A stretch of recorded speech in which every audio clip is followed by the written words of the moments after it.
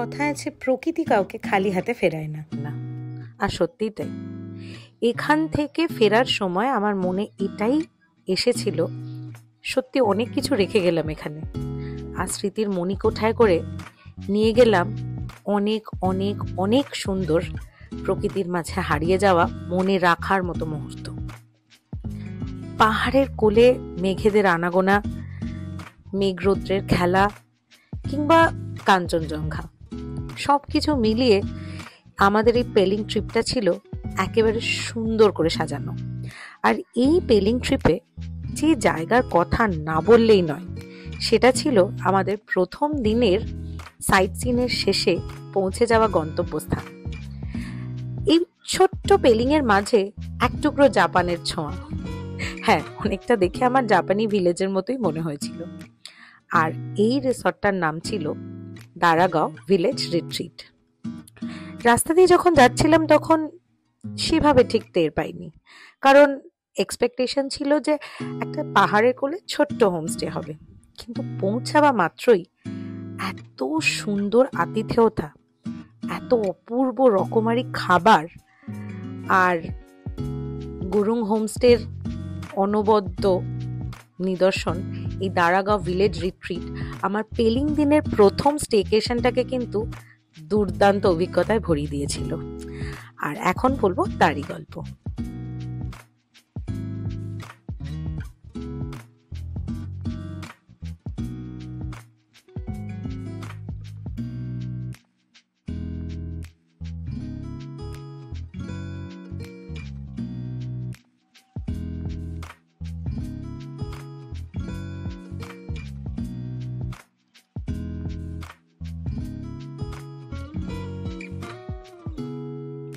আগের ভিডিওতে আমার প্রথম দিনের সাইট সিনগুলোর উল্লেখ রয়েছে। সেগুলো দেখে আমরা পেলিং সিটিতে স্টে না করে আমরা এই দারাগাঁও ভিলেজ রিট্রিটের উদ্দেশ্যে বেরিয়ে পড়েছিলাম। আর এখানেই ছিল আমাদের প্রথম রাত্রি যাপন পেলিং ট্যুরের। বলা বাহুল্য, এই 3 মিনিট হাঁটাটা কিন্তু প্রায় আধ ঘন্টা হাঁটার ক্যালোরির সমান খরচ করিয়ে দেবে। রাস্তা বেশ খাড়াই, তবে উঠতে গিয়ে হাঁপিয়ে পড়লেও চারপাশের দৃশ্য দেখে কিন্তু আরো বেশি উঠবার অনুপ্রেরণা পাচ্ছিলাম। তবে হ্যাঁ, বয়স্ক যারা আছেন তাদের কোনো অসুবিধা নেই, তারা সহজেই গাড়ি করে এখানে উঠে যেতে পারবেন।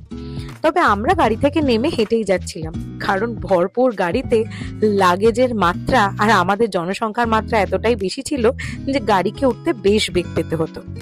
তাই চারপাশে অপূর্ব সুন্দর ভুট্টার ক্ষেত আর পাহাড়ে ঘেরা এই ছোট্ট গ্রামটা দেখতে দেখতে এই রাস্তা দিয়ে হাঁটতে মন্দ লাগছিল না।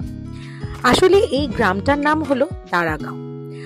এই গ্রামে থেকে আলাদাভাবে এখানকার কৃষিকাজ, জীবনযাত্রা এগুলো দেখারও কিন্তু একটা প্যাকেজ হয়।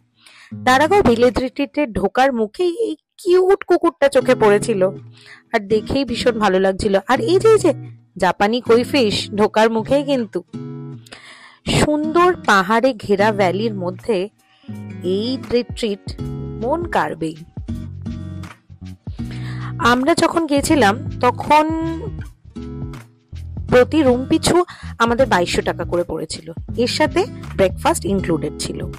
তবে হ্যাঁ, যেটা বলছিলাম, এই দারাগাঁও ভিলেজে থেকে কিন্তু ভিলেজ লাইফ, ভিলেজ কালচার এগুলোকে প্রত্যক্ষ করার জন্য একটা আলাদা প্যাকেজ হয়। সেখানে গাইড থাকে, গাইড আলাদা করে ভিলেজের ভেতরে নিয়ে গিয়ে আমাদের সেখানকার চাষবাস, কালচার, খাওয়া দাওয়া, বিভিন্ন জিনিসগুলোকে এক্সপিরিয়েন্স করানোরও আলাদাভাবে প্যাকেজ হয়। সেটা এই হোমস্টেতে গিয়ে এখানকার ওনার গুরুং ভাইয়ের সাথে যোগাযোগ করলেই জানতে পারা যাবে। পৌঁছতে পৌঁছতে প্রায় সন্ধে হয়ে গিয়েছিল, আর সন্ধেবেলাতেই ছিল চা, কফি আর তার সাথে গরম গরম পকোড়ার ব্যবস্থা। পাহাড়ের কোলে কেমন ঝুপ করে অন্ধকার নেমে আসে।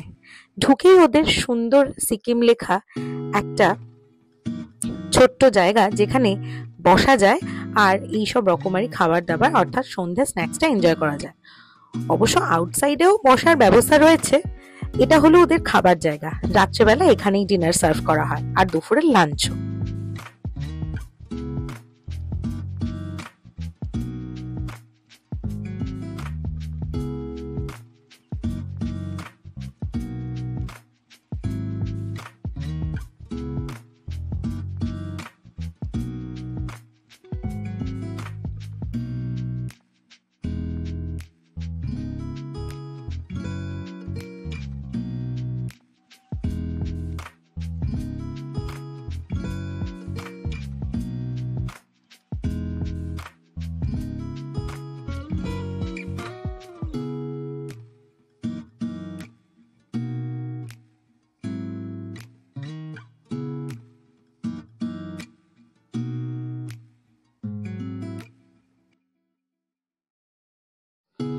ওরা আমাদের খুব সুন্দর করে যেতে না যেতেই ওয়েলকাম করেছিল।